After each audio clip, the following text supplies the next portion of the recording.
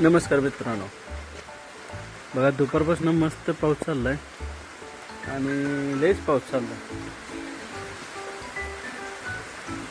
मुक्तगोट्यात total चिक्कुल झाला. बसाय बिसाय जागा नाही आता, जनावरच नाही आता.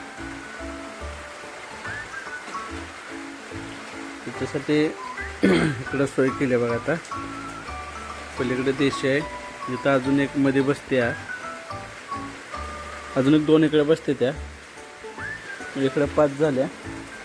आणि इकडे एक सोय केली बघा, इकडच्या साईडला मेका टोकन मॅट टाकले.